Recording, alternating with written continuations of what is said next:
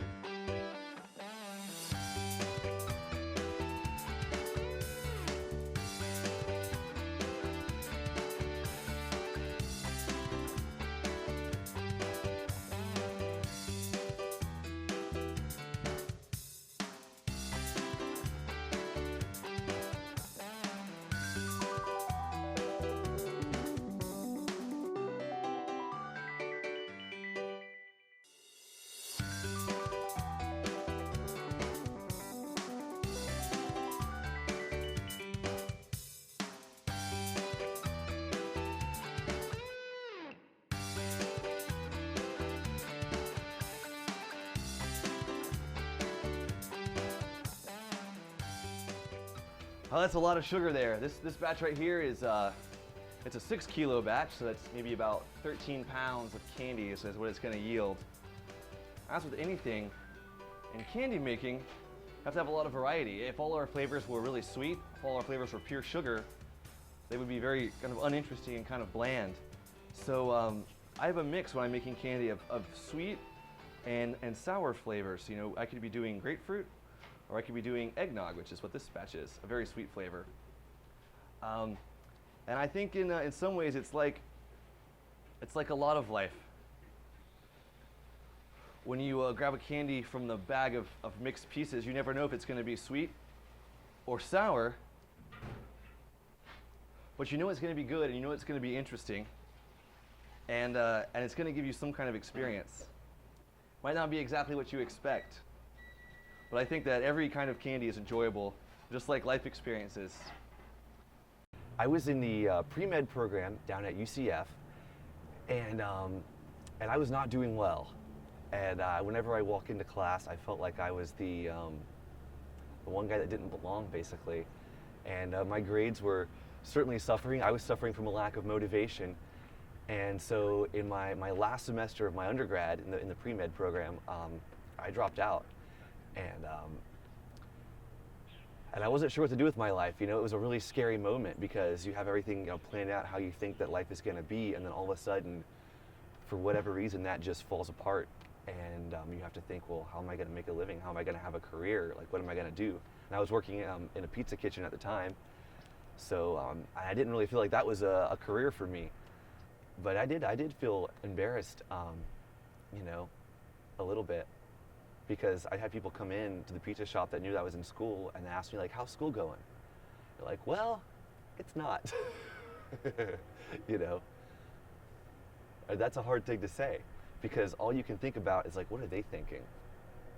What are they thinking about me? Like, they don't know the whole story, but yet they have to have an opinion about it. One day I went home and I sat down in front of the TV and I turned it on and I started watching the Food Network.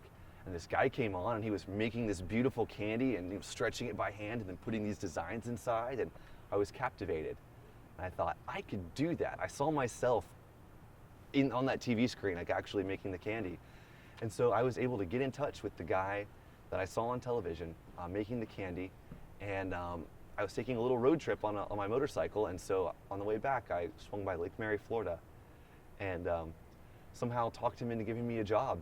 And so they took me on as an apprentice, and I worked with them for the next 3 years until I ended up becoming the kitchen manager there, and ended up managing the production for that company. And that was kind of when I realized that candy making was going to be a major part of my life and probably something I would do for quite a long time.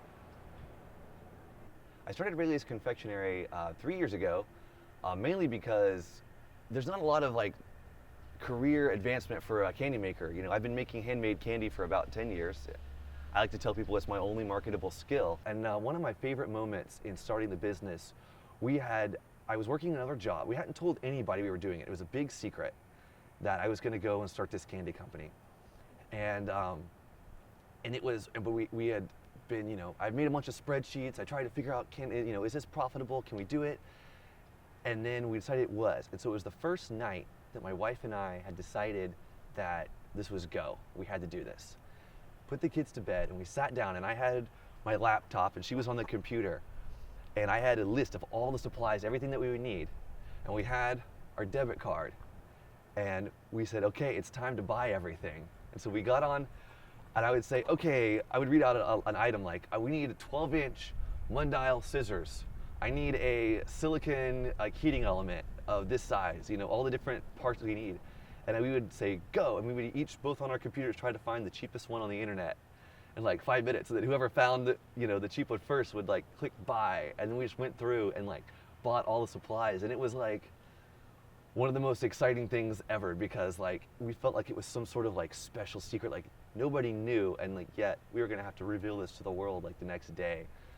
And so the next day I went in and told my boss, like, hey, I'm quitting and I'm going into business. And that was like, it was a really joyful moment, you know, because your imagination just runs wild with the possibilities. When we started, I didn't even have a printer to print stickers or anything off of. So I needed some packaging for the candy, and so I took some typewriter keys that said RALEYS, and I taped them around one of my wife's shampoo bottles to make like a little arch. And then I dipped that on an ink pad and used that to stamp each bag of candy. And if you notice, the Rayleigh's, it's not there's no apostrophe. It's not like RALEY apostrophe S. It's RALEY star S. And that's because in the set of typewriter keys I had, I did not have a apostrophe, but I did have a star. So I used the star in place of the apostrophe.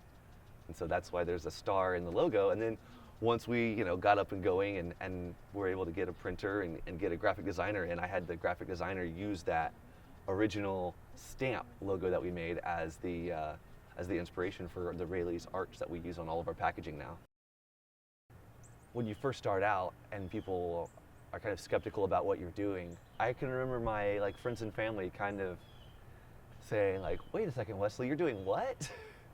But after a couple years, all of a sudden they kind of saw like, oh, I was paying the bills and was continuing to do it, and I was continuing to stick with it, and I wasn't getting bored of it, or I wasn't having trouble to make ends meet making candy.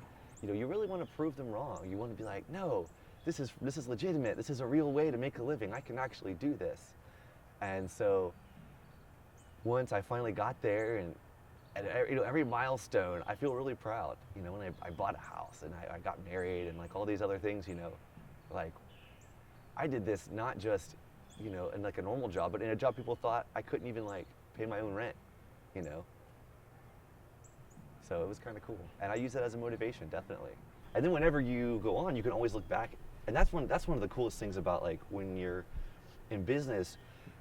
I'm 3 years in now, and it's so different than being 1 year in, because now when things get scary, or like I'm like, oh man, I don't know, like we have like all these POs coming in, and I don't know if we can make things fast enough. Like I hope that I have the kitchen, I hope that I have my ingredients coming in at the right time, so that we're not like sitting there wondering where the peppermint extract is, before we have to make this huge batch of candy. But I know that I can do it because I've done it before. So it's like, even when things get difficult, I can always look back and say, well, I did it last year, so it's a lot easier to have more confidence. My goal, the big goal for the business, the big vision is to like make it a self-sustaining thing, which means that it runs itself. Like the end vision is that Rayleigh's Confectionery can make candy and run and make sales and do everything it does without me being there.